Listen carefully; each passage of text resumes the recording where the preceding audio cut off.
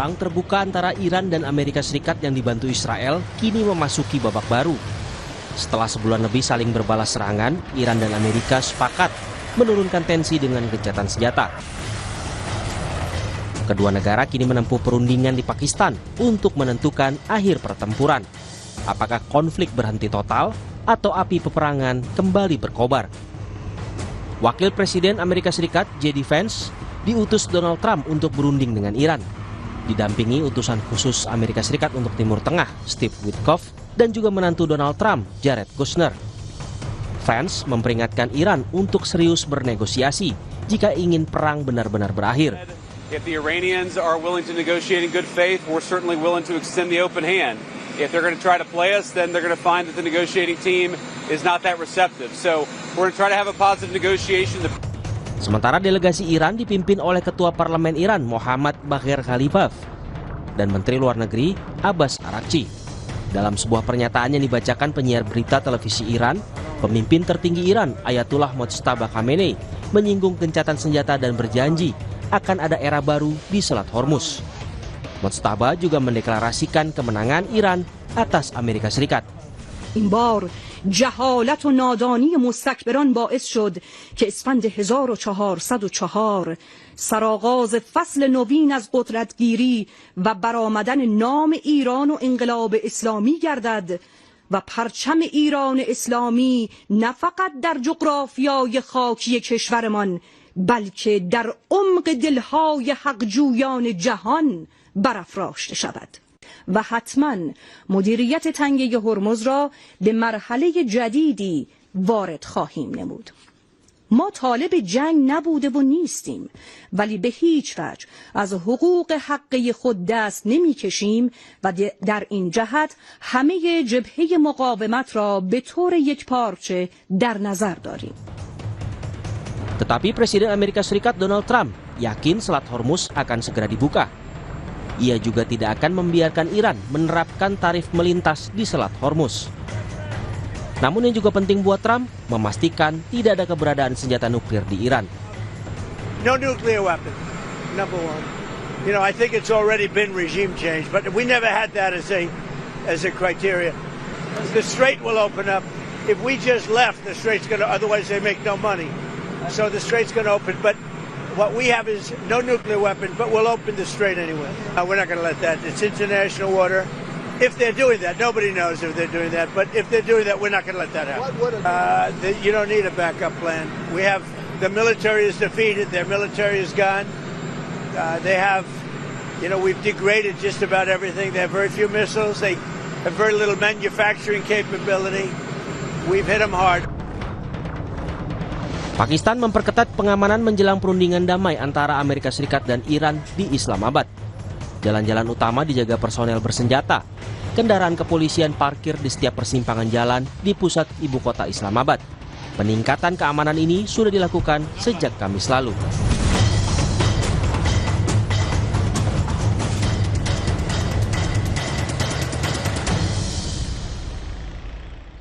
Setelah lebih dari 6 pekan saling serang, kini Amerika Serikat dan Iran bertemu langsung di meja negosiasi yang difasilitasi oleh Iran.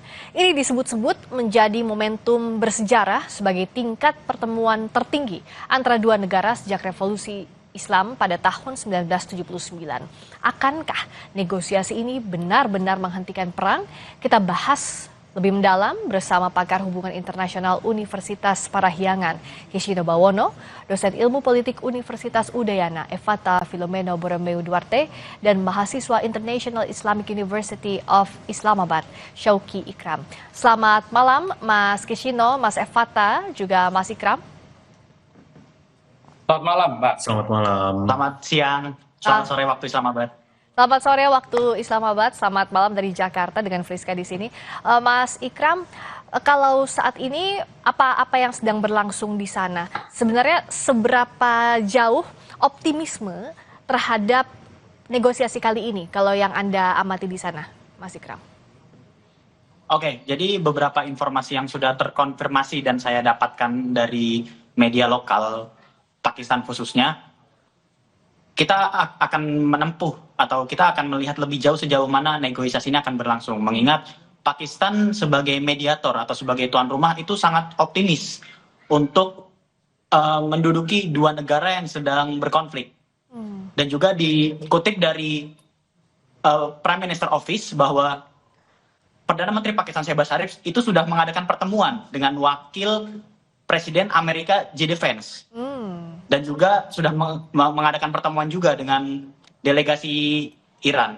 Dan ini juga bukan serta-merta Pakistan ini bukan serta-merta tanpa landasan bahwa Pakistan mengajukan diri sebagai tuan rumah, bahwa Maleha Lodi sebagai mantan duta besar Pakistan untuk PBB itu mengatakan bahwa Pakistan ini memiliki hubungan baik dengan kedua negara, yaitu Amerika dan juga Iran. Dan Lodi juga menegaskan bahwa Pakistan ini memiliki pengalaman yang luas dalam memediasi, termasuk perjanjian Doha antara Amerika Serikat dan Taliban yang menyebabkan penarikan pasukan Amerika dari Afghanistan beberapa waktu yang lalu. Mas Ikram kan ada langsung di sana di Pakistan. Bagaimana Anda melihat pengamanannya ya selama negosiasi berlangsung maupun memastikan keamanan delegasi baik dari Amerika Serikat maupun Iran selama proses negosiasi ini berlangsung? Ya, jadi Perdana Menteri Pakistan itu sudah menerapkan sebuah rute dan juga sudah mengkosongkan Hotel Serena yang akan diadakan sebagai tempat pertemuan dan juga menurunkan banyaknya personel gabungan antara militer dan juga kepolisian demi mengamankan kelangsungan acara negosiasi tersebut. Nah, jadi pengamanan ini hal yang penting. Saya ke Mas Kishino dulu selanjutnya. Karena bicara soal negosiasi, pasti dari sisi Iran ada semacam ketidakpercayaan sepenuhnya. Karena kita tahu pada saat negosiasi di Jenewa, Februari 2026, saat putaran ketiga, 2 hari kemudian serangan terjadi. Nah, perbedaan yang kali ini seperti apa, Mas Kishino, dibandingkan dengan Jenewa sebelumnya?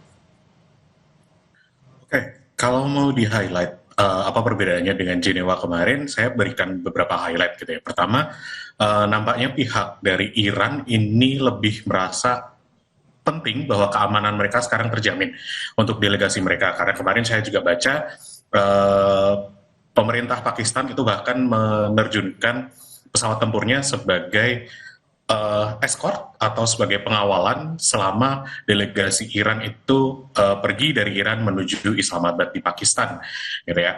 Karena kita harus ingat bahwa beberapa bagian dari delegasi ataupun negosiator Iran sempat dibunuh baik oleh pemerintah Israel maupun pemerintah AS, gitu ya. Di sisi lain, highlight saya lainnya adalah pergantian personel. Dalam proses negosiasi ini ada pergantian personel, terutama yang saya highlight di AS yaitu Wapres J.D. Vance masuk ke dalam delegasi AS. Saya kutip dari Reuters kemarin gitu ya, asumsinya J.D. Vance ini diinginkan oleh pihak Iran sebagai ketua delegasi karena dianggap bahwa J.D. Vance ini anti terhadap perang di Iran. Harapannya kalau diterka mungkin Iran berharap bahwa negosiasi akan jadi lebih lunak, jadi lebih mudah dibandingkan seseorang yang pro dengan perang. Di sisi lain saya juga lihat di Iran bahwa ada pergantian personel, cuma saya belum sempat melakukan profiling bahwa ini kira-kira orangnya lebih ideologis atau orangnya lebih pragmatis. Tapi kembali pola besarnya adalah kalau lebih pragmatis maka kemungkinan proses tembus atau proses lolos dari negosiasi menghasilkan resolusi tertentu nampaknya akan lebih mudah dibandingkan kalau ideologis. Itu gambarannya dari saya. Meskipun ada menantunya Trump juga di sana ya, ada Jared Kushner. Iya, orang yang tetap sama yaitu Stephen Witkoff dan Jared Kushner di sana masih tetap sama, tapi ya ini yang akan jadi perdebatan di delegasi AS bahwa seberapa kuat posisi J.D. Vance melawan dua delegasi lainnya. Nah, bicara soal tadi, seberapa kuat masing-masing delegasi ini mempertahankan poin-poinnya, apakah betul Mas Evata, apakah bisa kita lihat sama dengan apa yang diklaim oleh Iran bahwa saat ini posisi tawarnya Iran ini lebih besar, apalagi dengan kunci Selat Hormuz yang selalu jadi daya tawar utama. Nah, apa Anda melihat seperti itu, Mas Evata? Ya, pertama kita bisa lihat ya bahwa kondisi hari ini memang makin lama makin kompleks. Meskipun memang sudah ada tanda-tanda yang cukup positif ya. Tetapi hal itu kembali lagi pada titik utamanya bahwa secara asimetris Iran mengendalikan Selat Hormuz. Dan yang lebih parah lagi, Iran bahkan mengumumkan rute baru. Dan rute ini makin membuat jalur kapal semakin dekat ke wilayah pantai perairannya Iran begitu. Yang awalnya ini secara bebas saja berada di tengah, ya sudah diatur karena dekat dengan Oman juga, ya dekat dengan juga Uni Emirat Arab, semuanya sudah diatur sedemikian rupa. Tetapi malah sekarang karena berapa ranjau diklaim oleh Iran tidak mampu dibersihkan, dan mereka mengatakan kalau mau aman ya harus mengikuti rute mereka, dan rute mereka tentu menggunakan tol, ya tol dengan biaya yang tentu sudah disepakati nanti ke depannya ya oleh Iran itu sendiri dan diumumkan kepada dunia.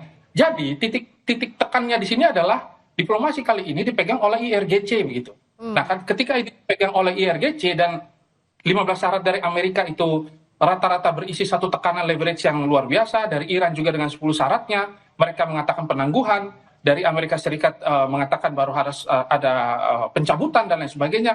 Ini masih terus belum terlihat ya sebenarnya titik utama. Dan tadi sudah disampaikan oleh Donald Trump sebelum siaran ini, nuklir menjadi salah satu fokus utama gitu. Ketika nuklir ini nanti ke depannya tidak dibahas, kita fokus kepada Selat Hormuz. Padahal sebenarnya titik utamanya nuklir begitu.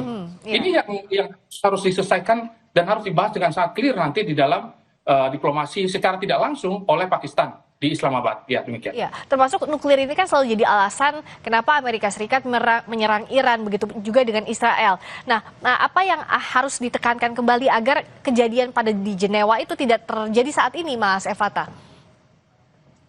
Ya, pertama kita harus melihat bahwa dalam poin-poin itu pengayaan nuklir itu absolut ya terhadap uranium itu absolut pasti akan mengalami kesulitan ya untuk diterima. Stok uranium di pengaya ini masih bisa. Program rudal balistik ini absolut pasti akan ditolak. Penarikan pasukan Amerika Serikat ini agak sangat sulit juga. Sanksi ya bisa negosiasi. Hormuz ya bisa negosiasi. Lebanon, Hizbullah ini titik kritis tidak mau dinegosiasi. Maka kalau Lebanon dan juga Hizbullah ini belum diklirkan, maka kita akan menunggu nanti di tanggal 14 ya pertemuan ini. Dan ini yang meminta adalah pemerintah dari Lebanon sendiri dan juga pemerintah Israel. Tetapi sebenarnya posisinya adalah yang bisa menghentikan kedua belah pihak ini adalah Amerika Serikat juga. Kalau Amerika Serikat ini memiliki goodwill ya atau etiket yang cukup kuat dalam diplomasi kali ini, dia bisa memberitahu Israel untuk menghentikan serangan. Karena serangan-serangan ini terhadap proksinya Iran, maka Iran juga tidak mau begitu. Itu mengatakan ya kami akan kurangi karena titik kuncinya semua makin lama makin mengunci. Dan yang lebih menarik lagi Mbak, ada beberapa catatan intelijen, Cina kebetulan mensuplai beberapa bahan-bahan peledak baru yang nanti akan dipasang kepada rudal-rudal milik Iran itu sendiri. Nanti ke depannya kalau memang itu terbukti, maka akan menjadi satu perang yang semakin kompleks begitu, dan juga ledakan-ledakan yang muncul nanti akan merugikan semua pihak, dan itu mudah-mudahan tidak terjadi dan tidak sampai pada titik-titik perpecahan terhadap perang dunia ketiga. Demikian. Nah, yang kita harapkan jangan sampai ada impact lebih besar lagi kalau gencatan senjata tidak tercapai, karena tampaknya ini akan jadi momentum take it or leave it, iya atau enggak sama sekali. Sementara Mas Kishino, kan Iran ingin serangan berhenti permanen, tapi Amerika Serikat minta 30 hari gencatan senjata. Ini kan jadi dua POV yang berbeda, dua point of view yang berbeda. Kalau misalnya dari AS gencatan senjata artinya bisa jadi ada serangan, tapi Iran kan berkali-kali bilang bahwa ya hentikan serangan, jangan sampai ada serangan lagi. Bagaimana Anda melihat progres untuk mencapai titik temunya soal ini? Saya pikir terkait tanggal ceasefire atau gencatan senjata akan berapa lama, ini memang contentious ya. Kita juga bisa curiga bahwa Amerika pengen cuma 30 hari, apakah ini waktu yang mungkin mereka butuhkan untuk mempersiapkan eskalasi yang lebih tinggi. Artinya akan ada serangan yang lebih besar ke Iran gitu ya, sebagai atau paling tidak sebagai posturing, ancaman bahwa kalau tidak ikut dengan apa yang diperintahkan atau apa yang dipinta Amerika Serikat, serangan akan meningkat. Di sisi lain, saya rasa ketika Iran bilang bahwa pengen ada permanent ceasefire, ini sebetulnya bahasa yang saya tangkapnya adalah mereka tidak ingin purely berdamai dengan musuh ideologis yaitu Amerika Serikat dan Israel gitu ya dalam hal ini. Tapi di sisi lain kalau konflik ini diperpanjang, mereka juga rasa ada kerugian yang akan muncul. Ada nada-nada desperation di dalam pemerintahan Iran. Seperti kemarin ada laporan yang menyatakan bahwa penduduk Iran itu sudah melakukan human shield untuk beberapa fasilitas-fasilitas penting gitu ya. Yang artinya bisa jadi ancaman kalau beneran diserang maka akan terjadi war crimes, yang itu ya konsekuensinya tidak semua militer AS ingin melakukan tindakan war crime. Ya. Jadi saya rasa gambarannya gitu. Ya, dan ini kita tahu pertentangan sudah jalan sejak awal ini serangan terjadi bahkan. Mas Ikram, sebelum saya pamit ke Mas Ikram, sebenarnya negosiasi pukul berapa dijadwalkannya? Sekarang masih sore kan di sana ya? Iya, betul. Jadi terkait masalah waktu negosiasi kapan dilaksanakan, itu waktunya masih sangat fluid dan belum ada konfirmasi resmi. Mengingat kita semua juga tahu bahwa Iran itu kan mengajukan 2 tuntutan dulu kan. Yang pertama ialah menghentikan eskalasi perang di Lebanon, dan yang kedua adalah pencairan aset terlebih dahulu. Ketika 2 tuntutan ini sudah dipenuhi, barulah delegasi Iran itu mau duduk dengan Amerika. Oke, jadi waktu pastinya belum tentu juga, asal 2 syarat tadi harus dipenuhi dulu ya. Dan warga sana bagaimana sih Mas memandang negosiasi ini yang akan berlangsung? Ya, jadi sebenarnya perlu kita apresiasi juga bahwa apa yang dilakukan oleh Perdana Menteri Shehbaz Sharif adalah suatu gebrakan yang sangat luar biasa. Mengingat ini tuh didukung oleh beberapa parlemennya dan juga didukung oleh masyarakat lokal. Bahkan ada salah satu headline media lokal Pakistan mengatakan dan memberikan judul bahwa Pakistan Save World Civilization. Berarti kan itu sebuah apresiasi bagi Perdana Menteri Shehbaz Sharif untuk menjembatani sebagai mediator agar Iran dan Amerika ini mau berdamai secara permanen, dikarenakan efeknya itu juga terasa di negeri Pakistan itu sendiri. Dan ada banyak hambatannya, termasuk juga soal Selat Hormuz yang akan dikenakan tarif. Ini akankah jadi ganjalan? Kalaupun iya akan berlaku, apa ya yang bisa jadi jalan tengah untuk ini? Saya pamit dulu ke Mas Syawki Ikram, terima kasih banyak. Mahasiswa International Islamic University of Islamabad, Mas Evata, juga Mas Kishino. Kita ketemu usai jeda, jangan kemana-mana dulu. Begitu pula Anda, saudara. Sapa Indonesia Malam kembali sesaat lagi.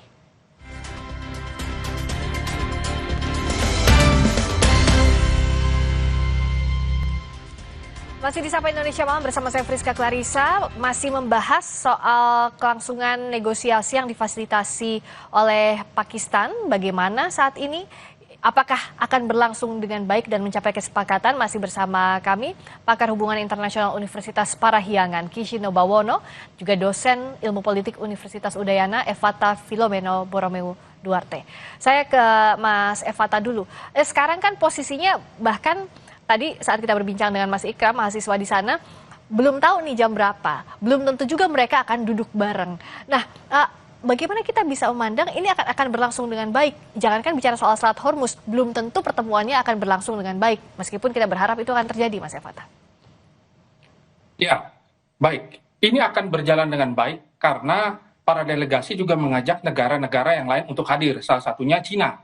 Cina diajak, kalau dari pihak Amerika mereka mengajak Arab Saudi ya, sebagai pengamat ya. Mereka sebagai penengah juga. Mereka juga nanti akan, bukan penengah ya, mereka akan memberikan support dan juga mereka nanti akan sama-sama memegang hasil kesepakatan tersebut.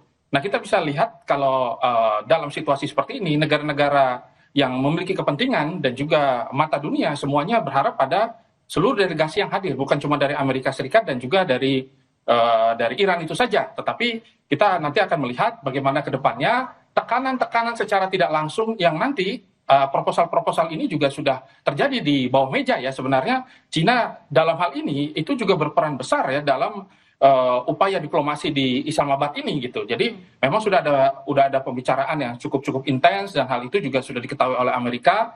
Karena apa? Karena kita lihat bahwa kompleksitas yang terjadi ternyata mendapat tekanan dunia saat dimana ketika tadi secara unclosed harusnya semua kapal yang melintas itu kan bebas saja. Ya. Ketika dikenali tarif tol, kita bisa lihat salah satu yang cukup protes adalah negara dekat-dekat kita ya, salah satunya Singapura.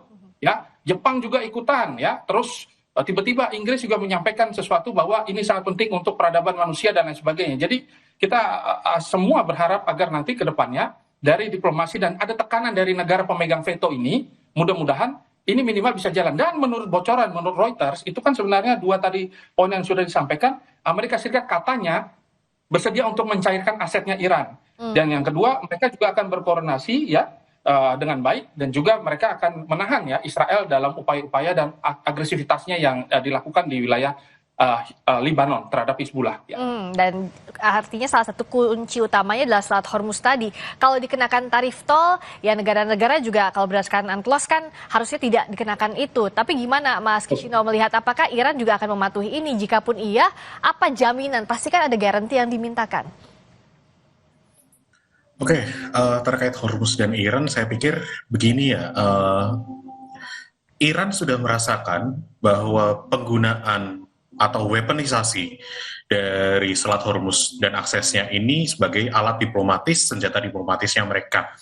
Mereka, saya pikir juga seharusnya sudah sadar bahwa senjata diplomatis ini bisa mereka gunakan berulang kali. Jadi, kemungkinan terburuknya kita harus punya ekspektasi. Jika ada eskalasi apapun terkait Iran, mereka bisa lagi untuk menggunakan Selat Hormuz dan menyandranya sebagai leverage atau sebagai titik tawar mereka. Dan apakah ke depannya mereka akan patuh? Ya, ini saya rasa saya kok skeptis sayangnya. Ya karena ibaratnya apa? Mereka tahu bahwa mungkin tanpa nuklir, jikalaupun mereka tidak bisa mengembangkan nuklir, mereka harus punya senjata lain sebagai ancaman, sebagai deterrence, sebagai daya gertak terhadap negara-negara yang agresi terhadap mereka gitu ya, bahwa kalau kamu nyerang, saya bisa memainkan kartu Trump saya, yaitu Selat Hormuz. Dan ini sebetulnya saya agak skeptis apakah Iran rela untuk melepaskan Hormuz sebagai salah satu senjata diplomatisnya yang sebetulnya sudah dipakai dari zaman dulu, dari zaman tanker war gitu. Ya, apalagi Mas tadi seperti yang Mas Kishino sampaikan bahwa ini kan senjata utama Iran. Kita tahu pada saat waktu itu Gaza digempur habis-habisan, salah satunya juga Selat Hormuz. Berikutnya dengan ini, apalagi saat Iran diserang. Artinya kalau ada serangan terhadap dignitinya Iran, kedaulatannya Iran, ini yang bisa digunakan gitu. Karena tidak mungkin menggunakan senjata apalagi nuklir. Nah Mas Evata, bagaimana agar Iran pun di sisi lain punya jaminan bahwa jangan sampai harus ada saat ada serangan terjadi dia tidak punya daya tawar apa-apa? Ya, inilah titik di mana akhirnya Iran memainkan strategi asimetris ya. Dia sangat paham ya bagaimana membawa kondisi ini. Awalnya ini kan sebenarnya peperangan itu terjadi di wilayah dalam ya, dari Iran itu sendiri. Tetapi ketika Amerika Serikat memiliki ambisi untuk nanti ke depannya menguasai energi, nah disinilah letaknya Amerika juga salah secara intelijen akhirnya. Titik yang harusnya tidak dibawa karena dalam perang tanker waktu itu pernah terjadi, Amerika juga sempat kalah ya, dan juga Rusia juga sempat kewalahan. Nah disinilah sebenarnya poin yang harusnya dipelajari dengan baik. Tetapi karena ini menjadi salah satu titik tekan utama bahwa Amerika ingin menguasai minyak dan salah satunya adalah dengan menguasai Selat Hormuz, di sanalah letak di mana akhirnya Iran mengendalikan permainan ini. Dan dalam pengendalian kali ini gitu, Iran juga mengetahui bahwa sebenarnya mereka bisa memperpanjang perang ini sehingga akhirnya semua pihak harus kembali menegosiasikan diri ya terhadap kepentingan negaranya dan juga harus ikut dengan aturan-aturan dibawa oleh Iran itu sendiri. Dan posisinya Iran juga akhirnya meningkatkan kapasitas militer mereka. Salah satunya kita bisa lihat Rusia ternyata tidak diam saja. Rusia juga sebenarnya secara bilateral itu banyak kerjasama senjata. Bahkan drone Shahid yang ditembakkan ke Ukraina juga merupakan teknologi dari Iran. Dan ada beberapa teknologi juga yang dibawa oleh Rusia itu sekarang ada di Iran. Begitu juga dengan Cina. Jadi semua akhirnya memasang 2 kaki, 3 kaki, 4 kaki. Dan akhirnya terciptalah dilema-dilema dan juga paradoks yang akhirnya membuat semua pihak cukup berat. Tetapi dalam hal ini karena posisi Iran itu berada dalam kondisi yang cukup strategis, dia menang secara framing dan dia menang secara kewilayahan. Inilah yang membuat Amerika harus lebih hati-hati dan kembali memahami bahwa posisi ini adalah posisi yang sangat rumit karena ini adalah pertarungan diplomasi politik ya, bukan pertarungan militer. Kalau militer kan bisa saja Amerika drop nuklir dan selesai. Tapi nyatanya kalau secara politik ya banyak hal yang dipikirkan, baik dari resolusi-resolusi yang ada dan juga posisi politik dari Donald Trump itu sendiri. Saya lihatnya demikian. Dan kalau kita kembali lagi, bagaimana menegosiasikan Selat Hormuz, karena ujungnya juga pasti kan soal perekonomian yang jadi terdampak, dan apakah harus memperpanjang perang atau tidak. Tadi Mas Kishino kita lihat komposisi delegasi. Kalau yang bernegosiasi ya Trump akan sulit tampaknya ya, makanya didelegasikannya wakil presiden dan juga menantunya. Tapi kalau kita lihat dengan komposisi delegasi, juga tadi ada China, ada Tiongkok, ada juga Arab, apakah ini bisa setidaknya mencapai kesepakatan yang bisa cukup dipercaya dalam waktu-waktu yang krusial ini, Mas Kishino? Oke, terkait keterlibatan Tiongkok, Saudi Arabia dalam proses negosiasi ini, gitu ya Mbak, saya juga masih bisa melihat ini, terutama di Cina. Cina nampaknya bisa melakukan dua hal, antara mempermudah atau mempersulit. Kemungkinannya kalau mereka mempersulit, tujuannya apa? Cina punya prediksi bahwa jikalau mereka akan melakukan agresi ke Taiwan, kemungkinan Amerika Serikat akan ikut dalam perang tersebut. Dan persiapan intelijen dalam perang tersebut mereka dapatkan dari intelijen di mana, kejadian mana ketika Amerika Serikat berperang dengan negara lain. Contohnya Iran. Jadi jikalau pemerintah China masih butuh data intelijen tentang bagaimana Amerika melakukan perang, bisa jadi mereka akan memperlama proses di Pakistan ini. Tapi di sisi lain, bisa jadi juga mereka mempermudah proses negosiasi karena mereka juga terdampak dari proses perang ini. Sekutu-sekutu mereka juga terdampak secara negatif ketika ada harga minyak naik dan efeknya ke harga-harga lainnya juga ikut naik. Jadi mungkin ada pressure dari sekutu-sekutunya juga untuk mari diredakan. Nah, cuma di sisi itu saya belum bisa melihat apakah Cina lebih mengarahkan untuk menuju perundingan damai atau ceasefire atau malah memperkeruh gitu. Dari sisi Arab Saudi sih, saya melihatnya mereka juga terdampak dari perang ini. Mereka sempat protes kalau ceasefire. Mereka juga terancam dengan nuklir dan Hormuz yang disandra oleh Iran. Nah, nampaknya mereka masih ingin Iran untuk ditekan lebih, untuk dilemahkan karena ya Arab Saudi merasa terancam dengan kehadiran Iran sebagai pesaing regional mereka. Ya, dan proksinya juga kan lebih dekat ke sana ya kalau Arab Saudi. Nah, bicara soal tadi yang dampak, tadi Mas Kishino bilang bahwa ada negara-negara terdampak termasuk Indonesia juga. Mas Evata, apakah wait and see is the only option saat ini untuk Indonesia karena kapal kita masih terjebak di sana atau enggak? Ya, tentu sebenarnya kita berada pada posisi yang cukup kompleks ya dan juga rumit ya. Ada 3 tekanan stimulan ya mungkin kita bisa lihat. Satu, tekanan fiskal ya. Kan akhirnya ini Pertamina menanggung harga import yang masih di atas $90 ya per barel gitu. Meskipun sudah ada penurunan dari puncak, pasar agak melega gitu ya, mereda, tetapi tetap saja itu bisa saja tidak dapat diprediksi dan dihitung dengan kalkulasi yang cukup baik.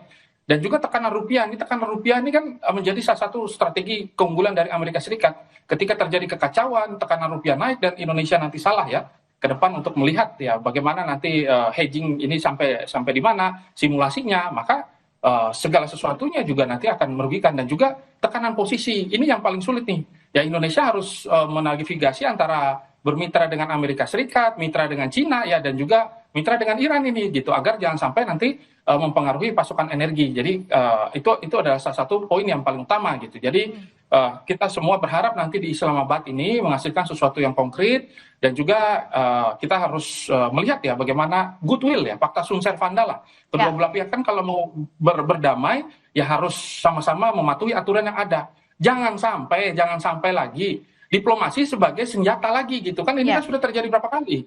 Dan Iran juga cukup malas, tetapi di sini Iran posisinya cukup menarik karena yang mau diajak negosiasi ini kan hanya Aragachi dan juga Galibaf ini. Kalau 2 orang ini tidak ada, ya selesai sudah, tidak akan ada negosiasi dan perang selamanya gitu. Kalau saya melihat justru titik ini adalah titik satu-satunya yang bisa mengubah situasi.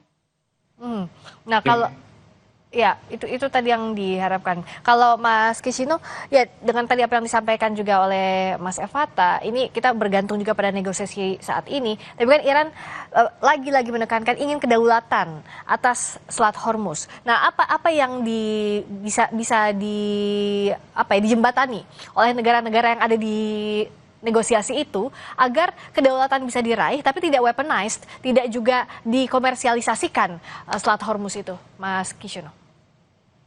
Oke, ini saya pikir ini posisi yang agak susah ya Mbak ya, karena ibaratnya saat Iran itu pengen kontrol, pengen influence atas Hormuz, tapi di sisi lain